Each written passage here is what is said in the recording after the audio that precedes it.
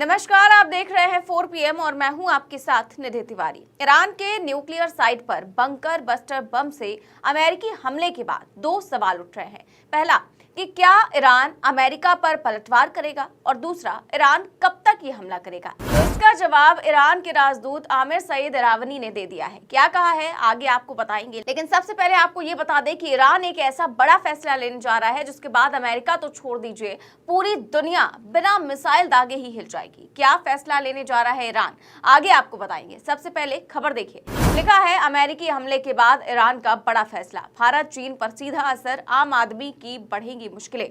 एक और खबर है, देखिए अमेरिका में मची खलबली, ईरान के इस फैसले से दुनिया भर में कोहरा।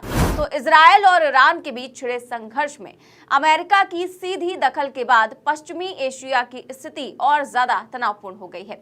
अमेरिका के हमले के बाद अब ईरान अमेरिका के खिलाफ एक्शन मोड में आ गया है और जवाबी कार्रवाई करने पर उतर चुका है।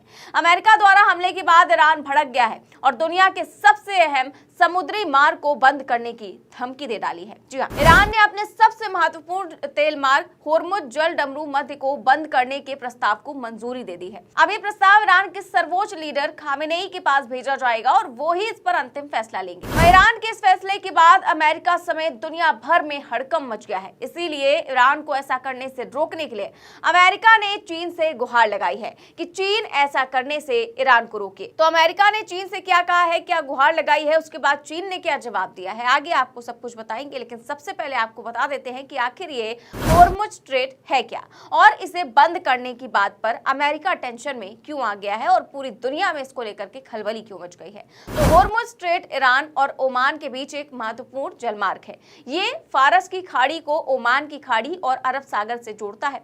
अमेरिकी ऊर्जा सूचना प्रशासन ने इसे दुनिया का सबसे महत्वपूर्ण तेल ट्रांजिट चोक पॉइंट बताया है, जिसमें वैश्विक लिक्विड पेट्रोलियम ईंधन की खपत और ग्लोबल लिक्विफाइड प्राकृतिक गैस यानी LNG व्यापार का लगभग 5वां हिस्सा जल डमरू मध्य से होकर गुजरता है। इसी रास्ते से हर महीने 3000 से भी ज्यादा तेल और गैस के जहाज गुजरते हैं। होर्मुज स्ट्रेट की अहमियत का अंदाजा इसी से लगाया जा सकता है कि दुनिया की कुल तेल आपूर्ति का लगभग 5वां हिस्सा इसी रास्ते से होकर गुजरता है, यानी हर 5 लीटर में से 1 लीटर तेल की सप्लाई यहीं से होती है। और ईरान की संसद ने इसे बंद करने का फैसला ले लिया है।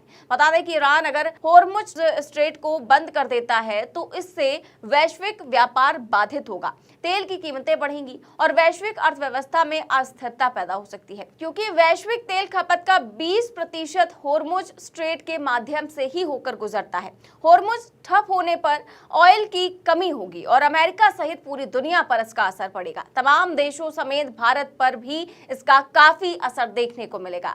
होर्मुज भारत के लिए काफी महत्वपूर्ण है, क्योंकि इस जलमार्ग से होकर भारत तक हर दिन बड़ी मात्रा में तेल पहुंचता है। भारत प्रतिदिन 5.5 मिलियन बैरल तेल की खपत करता है, जिसमें से 1.5 मिलियन बैरल तेल इसी जलमार्ग से होकर आता है। वहीं दुनिया के तेल व्यापार का लगभग 1/4 हिस्सा इस जलमार्ग से होकर गुजरता है, जो खाड़ी देशों को हिंद महासागर से जोड़ता है। और इसके बंद होने से देश में तेल की आपूर्ति में काफी कमी देखने को मिल सकती है। अब ईरान के इस फैसले के बाद से अमेरिका पूरी तरह से हिल चुका है। ईरान के इस फैसले पर अमेरिका के तेवर अब नरम पड़ते हुए नजर आ रहे हैं और इसी मामले को लेकर वो चीन से गुहार लगाने पहुंचा है। खबर देखिए NDTV की, लिखा है ईरान से कहो, आखिर मदद के लिए चीन के पास क्यों भागा अमेरिका। तो ईरान पर बम गिराने के बाद अमेरिका मदद मांगने चीन के पास गया है। अमेरिकी विदेश मंत्री मार्को रूबियो ने रविवार 22 जून को चीन से आग्रह किया कि वो ईरानी परमाणु स्थलों पर अमेरिकी हमलों के बाद ईरान को एक महत्वपूर्ण व्यापार मार्ग होर्मुज जल डमरू मध्य को बंद करने से रोकने में मदद करे। रूबियो ने फॉक्स न्यूज पर कहा कि मैं बीजिंग में चीनी सरकार को इस बारे में बात करने के लिए प्रोत्साहित करता हूं, क्योंकि वो अपने तेल के लिए होर्मुज जल डमरू मार्ग पर बहुत अधिक निर्भर है। विदेश मंत्री रूबियो ने कहा कि अगर वो ऐसा करते हैं तो ये एक और भयानक गलती होगी। अगर वो ऐसा करते हैं तो ये उनके लिए आर्थिक आत्महत्या होगी। उन्होंने कहा कि लेकिन अन्य देशों को भी इस पर ध्यान देना चाहिए, इससे अन्य देशों की अर्थव्यवस्थाओं को हमारी तुलना में बहुत अधिक नुकसान होगा। मुझे लगता है कि ये संघर्ष में एक बड़े पैमाने पर वृद्धि होगी, जिसके लिए प्रतिक्रिया की आवश्यकता होगी, न केवल हमारे द्वारा बल्कि दूसरों की ओर से भी। तो पहले अमेरिका हमला करता है, फिर ईरान को धमकाता है और फिर जब ईरान एक्शन के मोड में आता है तो ईरान को रोकने के लिए चीन से गुहार लगाता है। अब इस दोगलेपन को क्या कहेंगे आप समझ सकते हैं। हालांकि ईरान के इस फैसले पर अभी भी अंतिम मुहर नहीं लगी है। ईरान की संसद ने यह फैसला लिया है। इस पर अंतिम फैसला ईरान के सर्वोच्च नेता अली खामेनेई लेंगे। अगर वो इस पर मुहर लगा देते हैं तो कच्चे तेल की कीमतों में भारी उछाल आ सकता है। तो जिन खामेनेई को नजरअंदाज किया जा रहा था, खामेनेई को जान से मारने की धमकी दी जा रही थी और कहा जा रहा था कि खामेनेई को तो हम खत्म कर देंगे, वही खामेनेई एक हस्ताक्षर से वो रास्ता बंद कर देंगे जिसके बाद दुनिया भर में हाहाकार मच जाएगा। तो वहीं कल प्रधानमंत्री मोदी ने भी ईरान के राष्ट्रपति से बात की। तो अब पूरी दुनिया इस कोशिश में लग गई है कि किसी तरीके से ईरान को मनाया जाए, क्योंकि अगर ईरान नहीं माना तो हाहाकार मचना तय है। दुनिया भर का 20% क्रूड ऑयल यहीं से सप्लाई होता है और यही एक रास्ता है, इसके अलावा कोई रास्ता नहीं। और इसी रास्ते को बंद कर दिया गया तो तेल की कीमतें आसमान छू सकती हैं। वहीं जो बात मैंने शुरुआत में की थी कि क्या ईरान अमेरिका पर पलटवार करेगा, इसको लेकर जवाब देखिए सामने आ गया है। खबर देखिए, लिखा है अब अमेरिका को मारेंगे, गिन लो 5 कारण। यूएनएससी में ईरानी राजदूत का बड़ा ऐलान। तो ईरान के राजदूत आमिर इरावनी का कहना है कि अब अमेरिका को तो पक्का मारेंगे। उन्होंने संयुक्त राष्ट्र संघ में इसके 5 कारण भी गिनवाए हैं।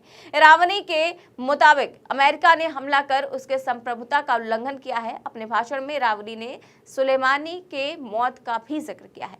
अमेरिकी अटैक को लेकर बुलाई गई यूएन सुरक्षा परिषद की बैठक में इरावनी ने कहा कि अमेरिका पर पलटवार होगा, हमारे पास इसके वैध कारण है।